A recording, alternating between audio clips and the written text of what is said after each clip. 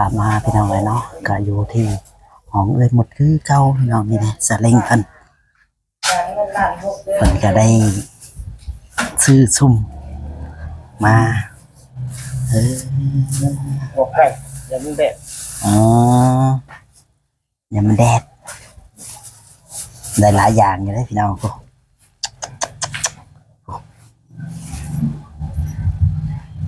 สิออกครัวใหม่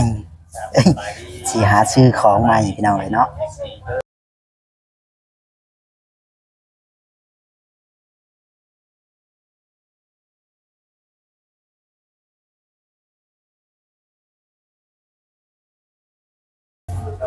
สวัสดีและสบายดีพ่อแม่พี่น้อง FC ที่ฮักแพงบ่ว่า FC ฝั่งลาวฝั่งไทยและก็ต่างประเทศพี่น้องเนาะก็ยินดีต้อนรับเข้าสู่ช่องบ่จ่อยชาแนลอีกแล้วพี่น้องเช่นเก่าเช่นเคยมื้อนี้ก็อยู่ที่ห้องเอ้ยหมุดกับอ้ายจอยเพิ่นพี่น้องเนาะก็อยู่ที่แวะเข้ามาช่วงค่ำๆพี่น้องเนาะก็มาแวะเวียนมาหาเพิ่นพี่น้องเนาะก็มีข่าวดีที่ทางบ่าวเวียงเพิ่นมีข่าวดีพี่น้องเนาะมาแจ้งมาให้เพิ่นอีกแล้วพี่น้องสิเป็นหยังก็ต้องไปลุ้นน้ำกันพ่อแม่พี่น้องทางบ่จ่อยกับบ่ฮู้ดอกพี่น้องเนาะก็มาน้ำเพิ่นจังใดก็ไปเบิ่งไปชมน้ำกันเลยพ่อแม่พี่น้อง FC เนาะนี่แหละพี่น้องเนาะเพิ่นซื้อเครื่องซื้อของมาไว้แล้วพ่อแม่พี่น้องสิเป็นสุ่มเป็นพัดลมเป็นประชาชนที่ว่าอันนั้นพี่น้องเตรียมตัวเนาะมันเตรียมตัวซื้อมีจอยที่เฮาเนี่ยลมๆลึกๆแม่นพอจอยนี่แหละพี่น้องเตรียมตัวซื้อหลายๆอย่างพี่น้องอันนี้ก็ซื้ออันนั้นรถมาใช่ไหมมีแต่ของใหม่ๆว่าเอามาเบิ่งดูใส่มันชีมดอยู่ป่ะลมเยอะลมเนาะพอดีเลยพอดีเลยเมียเราก็นั่งน้ำกันตรงนี้นั่งอยู่นี่ก็ได้ลูกไอ้มุนเอาไปใส่เลยใส่ช่องพอดีเลยเว้ยเต็มชุ่มนี่ช่องชุ่มนี่จะหยดแต่ละมือหลายโตอยู่ได้ไก่หลายโตเติบเนาะมึงเต็มชุ่มนี่ก็หลายโตอยู่ได้อันนี้เปิดก้นก็ได้อ๋อคนหาเนี่ยมัดเอาเนาะพอเจอเนาะเนี่ยมัดเอาเนี่ยมัดแนวนั้นนะตัวนี้ก็คือว่าปิดไว้ยังไกลฮอดโอเคเข้าใจแล้วเข้าใจแล้วพวกก็ได้พอเจอแล้วเขาไปนั่งล้มอยู่ในพวกก็ได้เอาอย่างไรจะดีสักอย่างเป็นเรื่องว่าเป็นยังนักได้อยู่พอแต่ได้หมดเบิ้ลแล้วเติมได้เนี่ยชื่อรายใหญ่แล้วเนี่ยดิเนี่ยจัดตัวนี้เป็นล้านพูดมั้งล้านป่าอยู่แล้วก็400,000เลยอ๋อจะซื้อแนวเปลี่ยนรถเลยจะเปลี่ยนเองบ่ใส่เองเป็นบ่เอาเลยโอ้ช่างไว้นี่เป็นช่างอันนี้ช่างจอยอันนี้เนาะเฮ็ดก็เป็นวันนี้รถเรามันกินดินเนี่ยเนาะดินกับมันน้ำมันเติมทำกันเราก็เลยชื่อลูกสูบไม่เนาะชื่อสูบไม่ใช่ไม่หัวปั๊มเป็นเนาะจะเคยเห็นงานสร้างมาก่อนบอกนะเคยอยู่ในพุ่นเป็นยังไงหมดห้องกันอะไรพี่นะว่าเปิดเพลงในที่เรามาเราเพลงมันชี้ลงบ่ได้เนาะเป็นยังนะมันค่ะได้อยู่เป็นยังนักคือเล็กน้อยลองของใหม่โอ้จุ่มเจ้าแสดงว่ามานอนนี่ช่องคืนนี่บ่ได้มีพัดลมไปอยู่กันได้ในไหนอย่างบ่มีพัดลมนอนเป็นตามที่เฮาบ่มีเนาะสบายดีเด้อที่พัดลมใหม่พี่น้องเท่าไหร่น้อย260,000โดยแม่นอยู่แล้วทำมาของไทยเก่งเนี่ยเนาะของไทย300,000ของไทยเก่งของไทย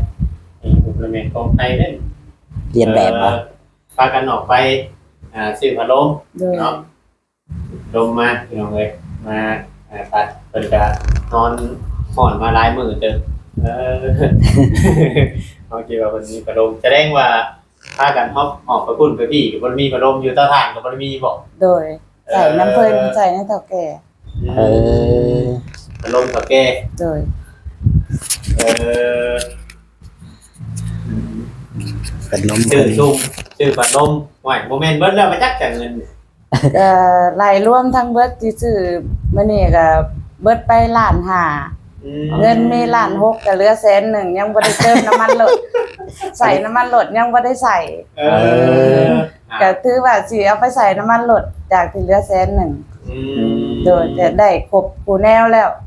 กรรมกรยังได้ เดี๋ยว ครบ อุปกรณ์เครื่องของนี่ได้ครบเนาะ โดย ได้ครบเบิดส่วนคือแนวและพี่น้องเนาะเพราะว่าเพิ่นก็สิซ่อมให้มันดีขึ้นกว่าเก่า แมน ว่าในการเดินทางเฮาก็สะดวกเนาะ แมน รถรถมีปัญหามันก็สิยากแน่อืม การเอาเดินทางไปซื้อหัดซื้อนี่เนาะมันต้องใช้เวลา โดยก็คือว่าตลาดลงน่ะบ่ไกลกะแล้ว ได้แล้วป่ะ ได้เลย เพิ่นรับซื้อให้ เนี่ย พอแกว่าเอาหาไก่มาได้ พอทามาได้เป็นครับ โอ้เอาอันเจ้าที่ว่าเจ้าเคยขายน้ำบ่ โดยเพื่อไปชูเพื่อไปเข้า โอ้ซื้อแต่เก่าก็ไปส่งให้เพิ่น โดย เลยซื้อแต่เก่าก็ไปส่งไปยังให้เพิ่นแต่ว่าคำว่าเฮาเฮ็ดนี่สิเริ่มไปแบบตอนเช้าเลยบ่คือว่าตอนบ่ายๆลมบ่ายๆแบบใดแต่หากสิไก่เฮาถามมึงแค่นั้น มันก็ตอนเช้ามันก็ได้ออกแต่เช้า อ๋อรัดเช้านี่รัดแรงนี่นะเนาะ แม่ตอนเช้าแล้วตอนแรงช่ำนี่เลยเริ่มออก อ๋อตอนเว้นนี่มาพักผ่อน ถ้าว่าไปไกลก็ดีก็ไม่พักอยู่ข้างนอกเลยแต่ตอนคืนเนี่ยจังมาคอยถ้าว่า7-8 โมงถ้าว่านั่นน่ะมาเลิกก็มีบ่ซื้อไก่เอา มี ตามเห็นคนบ้านเนาะ ดึกก็มีน้ำเทือกใกล้เขาเลยอยู่หน้าอะไรออกไปนำเขาอยู่หน้าน้ำเขาพูดมี ต้องได้มีไฟโคมเตรียมอีกแล้วนี่เนาะ มีแล้วป่ะไฟโคม ไปโคมนี่เดียวอันนี้แล้วมันสิตายไปโคมแต่หึง มีเพราะว่ากันว่าขับรถมาแต่โรงเรียนมื้ออื่นนี่ก็ยังว่าเอาไฟโคมใส่มาอันตรายเลย บ่มีตาบ่หลดจัง โง่มี ตารถก็บ่ได้มีแน่รถแต่นี่ เอาแล้ว ต้องระมัดระวังในเฮาเดินทางตอนคืนเด้อ แม่นต้องเบิ่งนำแหละรถหลายช่ำของมึง เลยเอามีแต่ว่าเฮาเข้ามาอีกรอบนี้คือว่าเข้ามาข่าวดีแค่ไหนพี่น้องเนาะ มีข่าวดีมาให้ แม่น เอาอยู่ว่าข่าวดีนะ เอา เห็นเงียบแท้ เพราะว่าเปิดแล้วสำหรับวันนี้ เลยตอนแรกเนี่ยเพิ่นบอกให้เฮาซื้อเขาบัดเฮาว่าโอ้ยเขามีแล้วว่า2กระสอบแหละเขามีได้2กระสอบเรากิน2คนนี่2เดือนยังบ่เบิด ประหยัดเนาะกิน เขามีแล้วแล้วก็เพิ่นก็ให้ซื้อนะอยู่ในกินนั่นแหละเข้ามาแล้วบ่จักสิซื้อหยังยันว่านั่นแหละจะคุณเจ้าสิกินหยังก็เลยมีแต่ว่าจะเอาเงินมาให้ได้ให้คุณเจ้าว่าสิกินหยังก็ซื้อกินหรือว่าเครื่องของเครื่องครัวมันยังบ่มีก็ ซื้อไว้เนาะ ซื้อเพิ่มเติมมุกได้ซื้ออยู่ว่ามุกมัน มันเงินบ่พอบ่ได้ซื้อซ้ำนอนนี่ไปก่อน ได้ยุ่งไปก่อนบ่จ่อยเนาะได้ยุ่งไปก่อน ยังอยู่เสร็จแห้งคนนะคันว่าเขา คือว่าห้องคือนั่นจะดีมันห้องแล้วโอ้ โดนแน่ เอาว่าอินบ็อกซ์นี่เนาะ เวลาเปิดประตูเห็ดกินหนึ่งข้าวยังมันก็เข้ามาทางหลังบ้านได้ โอ้มันเข้ามาตอนคืนเนาะ นี่ ๆนี่ อ๋อ เพราะว่าทางหลังบ้านมันจะเป็นป่าเนี่ย อ๋อ ปลูกต้นไม้อย่างเงี้ย เป็นป่าไม้เป็นอันนั้นยุงอัดสิหลาย มั กลาน งคืน ในเมืองเนี่ยมันยังมีอยู่ แม่ คืออยู่บ้านเฮาบ่ได้มีได้จำได้จำหนึ่ง แม่ มีอยู่มัน มีดำโตดำใดนี่ ยุ่งตัวใหญ่ทางบ้านนะครับ อยู่ในเมืองตัวใหญ่ ที่ตัว มันจะเป็นยุงลายเนาะ ครบเลยตื่นยุบแล้วนะเนาะ บางทีนอนกำลังสิรับปุ๊บ มียังกินข้าวตอนแรงเนี่ย ยังบ่มีเลย ยังบ่มีเลย เอาได้กันคอยว่ากันจะได้กันไปหาซื้อเนี่ยอยู่เนี่ยกิน สองเท่านึงเนาะกินหยังก็กินได้ ก็ได้ โดย ต้มมีคนละถุงก็ได้อิ่มแล้ว แต่แบบปลากันตั้งอกตั้งใจแบบนี้เนาะเห็ดแนวความฝันตัวเองเบิ่งก่อนจักตั้งหนึง โดย แต่จังสิ่งที่เฮาถนัดกับพาลูกพาเมียได้เห็ดเห็ดขาขายไก่กันเนาะ แม่นอะไร หลายคนเดี๋ยวใครเราเคยมุดเราเป็นปากเป็นเว้า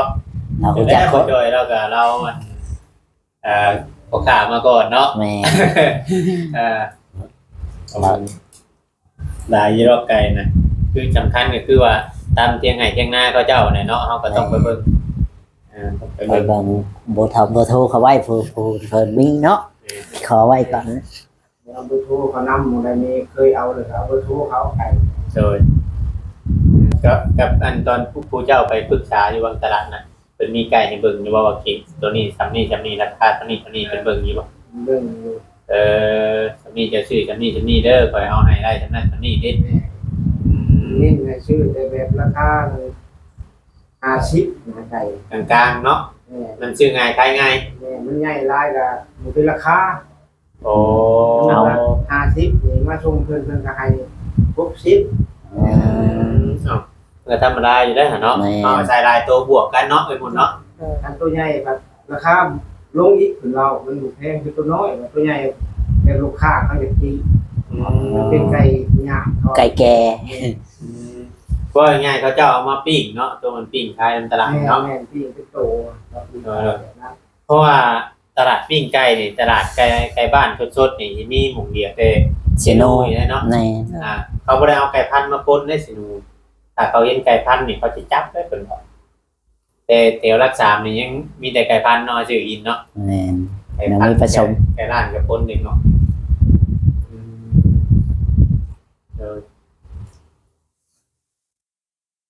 แต่ว่าจังหน่อยนี้มือบ่จังสิแพงรถมืออื่นบ่ โดย มือพวกนี้มันทำเนาะมื้อนี้เนาะจังหน่อยมันสิภาพเป็นอันภาพอันเนี้ยตามโดยเคยแพงรถมาโกดไปอยู่ห้านได้จังหวะนะ ที่เอาอ้อยอยู่เพียงแค่เป็นรถตายแล้วออกมาแปลงน้ำเขาแปลงน้ำเวียดแล้วมาออกมาแปลงไว้กับเบิ้งมันเฮ็ดให้แล้วเขาเมื่ออยู่ชวนมือไม้ออกมาอีก โดย มาเบิ่งมันเฮ็ด อ๋อ มันหลดถามจะเป็นบ่มันเราจะเป็นบ่ โอ้ มันจะเป็นแล้วมาเฮียนมันเราบ่ได้เงินมันเราเฮียนซื้อเฮียนน้ำมันเดือน อ๋อ เดือนหนึ่งก็จื้อเจ้าเนาะจะเป็นหนังสืออยู่บ่ก็อยากถามบ่เป็นบ่ แต่ใช้ความจำ จื้อเชิญพี่น้องเนาะ รถจักรมาได้เป็นรถเอารถไทยก็บ่ได้ อ๋อรถจักรนี่บ่ง่ายว่ากำมันคัดของนี่พอแป้งได้เนาะกำรถไทยนี่บ่ได้อืม ไม่ซื้อของเก่าเขามาชอมขี่ก็ได้ ได้เนาะได้เขียนเพลงได้นี่แหละมูลว่าเฮาไปเงินทางติดรถติดยังหัวก็บ่ต้องอันนั้นคือเฮารถติดรถหัวแล้วไปงานบันแห้งช็อตชื่อมาใช้ไม้บันแห้งช็อตงานบ่เป็นเนาะ ชอบเดี๋ยวเป็นทางนอกทางในเอาอีกแล้วตี เนาะแต่เด็กที่เราไปเวียนต่อมาเราแต่งให้มาเอาเงินให้เพิ่นแหละคืออยู่ที่กินคือก็น้ำเพิ่นพี่น้องเนาะตัวจำนวนที่ว่าเขามอบให้เมื่อเช้านี่ก็พอดีเบิดพี่น้องเนาะที่แบบเรามาตั้งรักใหม่เนาะ แม่เริ่มต้นนับหนึ่ง ขนาดเฮาไปเฮ็ดงานอยู่ไทยนี่ว่าง่ายๆครับจำไปสั่งครอบครัวใหม่แล้วจะไปแต่ละเทื่อนะเพื่อซื้ออันนั้นอันนี้เข้ามาโดดเติมเบิดหลายเติบทำเดือนแรกนี่แทบสิบ่ได้หยังเลยสิบ่ได้หยังเลยมีแต่ว่าเฮ็ดสิมอบเงินให้เพิ่นเลยเนาะ แม่ มาเจอเนาะ ไปพุ่นก็ได้เด้อเดี๋ยวจะไปไปใกล้เพิ่นก็ได้อยู่เว้นที่จะ ให้เพิ่นก็ได้บ่ ได้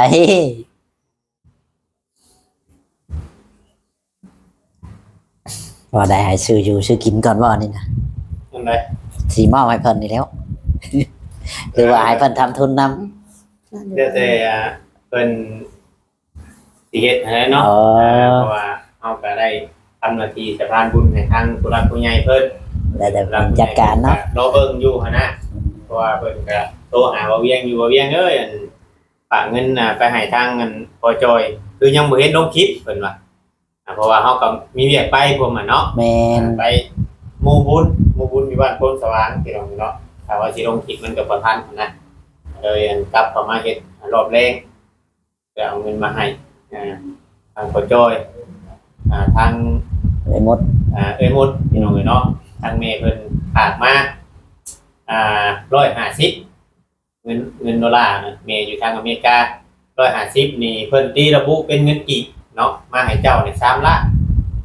ทางท่านเพิ่นบอกว่าเพิ่นระบุมาเป็นเงินกีบเลย3ล้าน3 ล้านถ้าเป็นเงินบาทก็ประมาณ 5,000 เนาะ นี่นะครับเพิ่นเนาะ ดีใจ ดีใจ อ่า ดีใจแล้วบ่ อันนี้เพิ่นให้ซื้อกินได้นี่โอ้ย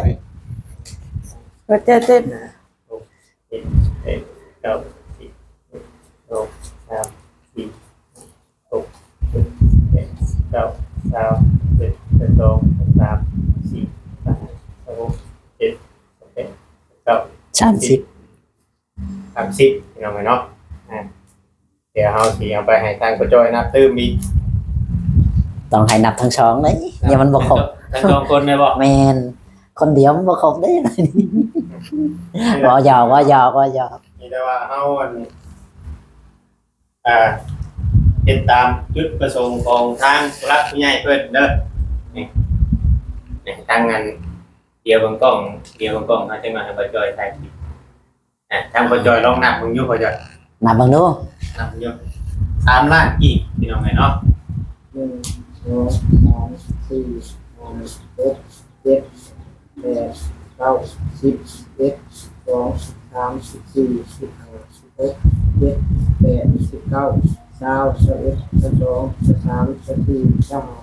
26 27 28 29 30 ครบอยู่บ่ นั่นแหละพี่น้องเป็นเมย์อยู่ทางอเมริกาเด้อเพิ่นบ่ได้ออกชื่อออกเสียงเพิ่นเป็นผู้ใจบุญเนาะตอนนั้นเพิ่นก็ให้ทางบ่เวียงเป็นสะพานบุญให้ทางน้องเต้อยู่เนาะนี่เพิ่นก็เบิ่งเพิ่นก็ติดตามครอบครัวของพ่อจอยมานี่โดนเติบแล้วล่ะแต่ไหนแต่ใดมาได้เพิ่นว่าเพิ่นก็สิรู้ตัวสงสารเงินมาซื้ออยู่ซื้อกินเนาะตอนแรกเพิ่นให้เฮาซื้อเขาแล้วก็ทำมินิให้เอาไปใช้นี้แต่ว่าตัวนั้นเฮาจบไปแล้วพี่น้องเนาะจบไปแล้วในเรื่องนี้เรื่องสิ้น บ่มีหยัง ว่า เนาะ ผมมีอย่างติดข้างกันแล้ววันนี้พี่น้องเนาะ เพิ่น อัน เริ่ม คือ ต้น ที่เพิ่นคอมเมนต์กันเข้ามาขออธิบายเพิ่มเติมอีกนึงเนาะมื้อเช้านี้เพราะว่าทางได้ยินว่าทางหลานพ่อจอยนี้ว่าเรื่องนี้ได้แต่พ่อจอยจะจัดการในการทางเฮาก็ได้บักเบนแล้วก็ได้แบ่งเนาะเพียงเนาะเงินให้มันเพื่อบ่ให้มีการคัดค้านกันบ่ให้มีการนั้นก็เลยหาร2พันเนาะเพียงเนาะ2พัน2คนทางพ่อจอย1,000ทางน้องตุ๊ก1,000เงินก็อยู่นำบ่เวียงพี่น้องเนาะเงิน 1,000เดี๋ยวเราจะเอาไปให้น้องตุ๊กเนาะในตัวนั้นในส่วนตัวนี้ก็เป็นเงินของผู้ใจบุญเพิ่นเนาะอยู่ทางอเมริกาแต่ว่าให้ทางกระจอยกับทางเงินมูลนี้ขอบคุณทางเมย์เพิ่นขอบคุณเด้อที่แม่เป็นปล่อยมาให้ลูกหาแนวคำแนวขายเพราะให้มันลุงหงเพียงไปนะเป็นอะไรก็แม่ส่งมาเท่าได้ก็พอให้คืนหาแม่100 เท่า1,000 เท่านะ ถูกเอาไว้หมด ให้หมดเอาบาทนึง ก็ขอให้แม่มีแต่ความสุขความเจริญอายุมันความยืนความเจ็บบ่ได้ความไข้บ่มีที่ส่งเงินให้ลูกให้เต้าได้ใช้ได้กินในครอบครัวต่ออายุต่อไปแล้วก็สิตั้งใจทำมาหากินสิเฮ็ดให้ถึงที่สุดเฮ็ดให้ดีที่สุดจ้า คือว่าเงินนี่คนละเจ้าเด้อกับเมย์เจ้านี่เด้อ เลย คนละคนกัน พ่อจ้อยขอบคุณบ่เวียงกับคนบ่เวียงเป็นบ่ ขอบใจเบายังไงเราเอาเงินมาให้ บ่าวเลี้ยงขอให้อายุอยู่ยืนยาวอยู่เบิ่งลูกเบิ่งหลานแล้วก็ขอให้เจ้า มียอดเยี่ยมบางๆเนาะ แม่นแล้วก็บ่ให้เจ็บบ่ให้ไข้ขอให้เจ้าแล่นน้ำค่อยๆได้ก็ค่อยก็ดีใจหลายแล้วก็ขอให้เจ้า มีแต่ความสุขความเจริญบ่าวเวียงเอ้ยเจ้าซอยข่อยซะ เจ้าก็คือกันขอให้ประสบผลสำเร็จเนาะ โดย ขอให้ประสบผลสำเร็จนะครับดีใจน้ำซุมเจ้าอยู่ซุมข่อยก็ได้เนาะ แม่นแม่น มีผู้รักผู้ใหญ่ช่วยมาก เบิ่งแยงเนาะ บิ่ง เห็น เนาะ อีดนต้นสาร เนี่ย พระเจ้านั่นแหละ ก็คือเขาว่าเพิ่นเนี่ยพี่น้องเนาะก็อยากให้ทางนั้นซุมเพิ่นนี่มีแนวเฮ็ดแนวทำเนาะ แม่นพอได้ คืออันเมื่อเช้านี้ก็คือว่าได้คุยกับทางผู้รักผู้ใหญ่เพิ่นก็อยากให้เฮ็ดเวียกนํกันนั่นแหละเพิ่นว่าบ่อยากให้พ่อจ้อยนี่ไปเฮ็ดงานก่อสร้างแล้วอายุก็หลายแล้วก็อยากให้หาค้าหาขายเนี่ยมันเบาๆแน่เพิ่นว่ามีแต่ว่าพากันตั้งใจเด้อพ่อจ้อยเด้อ โดย ตั้งใจทำมาหากินเนาะ โดย แต่ว่านั่นแหละบัดนี้ผมเฮาก็ ก็สิเริ่มต้นชีวิตใหม่ โดย เฮ็ดให้ดีที่สุด โดย ที่ผู้ใหญ่เพิ่นช่วยเหลือมากผู้สิ่งผู้อย่างก็สิตั้งใจบ่ให้เพิ่นผิดหวังสิตั้งใจเฮ็ดให้ดีที่สุด โดยนั่นแหละพี่น้องเนาะเงินนั้นเงินในจำนวนนี่น่ะคำว่าเจ้าขาดเรือคำว่าจะไปซื้อมุกคือหยังก็ซื้อได้บ่ได้เป็นหยังดอก ทนายเพิ่นจะใช้ ก็สิซื้อมุ้งแล้วก็เก็บไว้เป็นค่าน้ำมันหาหลับไก่เนาะก็ของที่จำเป็นในคือแบบว่า ต้องใส่ในรถในหยังจังซี่น้ำมันเนาะทางไปทางมาหยังนี่ก็สิประหยัดใส่จังซี่ เพราะว่าเครื่องครัวอีหยังก็คือว่าซื้อเบิดแล้วได้เบิดแล้วครบเบิดแล้ว มีแต่จำเป็นก็คือน้ำมันตอนต่อไปเนาะไปกับยังสิบ่ฮู้ว่าสิเบิดมื้อเท่าใดแล่นรถหาหลับไก่นี่ก็สิใช้เวลาอยู่เนาะ โดย โดยโด สิ ย เก็บส่วนนั่นแหละสิเก็บแปลว่ากินแหน่แล้วก็สิใส่น้ำมันรถแหน่เงินส่วนนี้ก็สิให้มันมีความหมายให้มันมีประโยชน์ โดย โดยโดย มีแต่ว่าเฮาอัน แต่ บอก ข้าวสารก็ยังมีอยู่แต่คือสิบ่ขอซื้อแบบว่าสิขอใส่น้ำมันรถไปหลับไก่นะ โดย โดย โดย ว่าบ่ได้ก็สารนั่นเถื่อว่านั้นเฮาเข้ามาเถื่อว่าเฮาถ่ายไปอยู่บนว่ามีผู้ใหญ่ใจบุญเพิ่นอยากซื้อให้ก็มีเนาะ แม่นต่อไปอีกเฮา เข้า ก็ ไป แน่ ว่าเฮาก็เคยชื่อเรืออยู่ก็สารให้ผู้ใหญ่เพิ่นตอนคนนั้นคนนี้กันเนาะ แม่น แต่ว่าเขาทำหน้าที่สำเร็จเด้อแม่เด้อเนาะมามอบเงินมอบคำให้ทางทางปจอยและทางเงินหมดเรียบร้อยแล้วพี่น้อ ดี ง ใจ เนาะ หลาย ดีใจบ่ เออ เออ ได้ตุ๊บนอนรับได้ปจอยบ่แดงนี่จังเราไปซื้อพวกใหม่แล้วจังเราสิว่ามายุ่งกันนอนบ่รับบ่ได้เด้ บ่ได้อีกเด้เนาะ ดีใจนำดีใจนำ แม่นตั้งใจ ในความตั้งใจของเพิ่นนี่เมื่อวานนี่นะเป็นเมื่อเช้านี่นะเราไงเนาะก็คิดว่าจะให้มาเคลียร์มันยังให้มันจบเนี่ยในเมื่อเฮาเคลียร์ก่อนหน้านี้มันจบแล้วมีผู้ใหญ่อีกทางนึงเพิ่นก็เคลียร์ไปให้มันจบแล้วก็คือว่าเฮาโอเคแห่งดีใจเพิ่มขึ้นอีกพี่น้องเนาะนี่แหละพี่น้องเนาะเพิ่นก็เบิ่งแยงเฮาพี่น้องเนาะจะเบิ่งไปสู่ไปเฮาก็ได้พากันตั้งมุกตั้งใจเนาะมีแต่ว่าสิพากันกลับได้บัดนี้เด้ออยู่นี่มีเองบัดนี้ เลยสบายดี สบายดี โอเคพ่อแม่พี่น้องเนาะคลิปนี้ก็ได้มอบเงินให้ทางเงินหมด3 ล้านขอบคุณแม่ใหญ่ใจดีเนาะที่ว่าเพิ่นได้ช่วยเหลือคนทุกข์คนยากขอบคุณนำเพิ่นหลายๆก็เป็นใจสุดได้ของใครอย่าสุมีเด้อให้เป็นอยู่ดีมีแฮงเนาะวันนี้ก็ทำภารกิจเสร็จเป็นที่เรียบร้อยแล้วพ่อแม่พี่น้องเนาะก็บ่มีหยังหลายขอบคุณนำสวัสดีและสบาย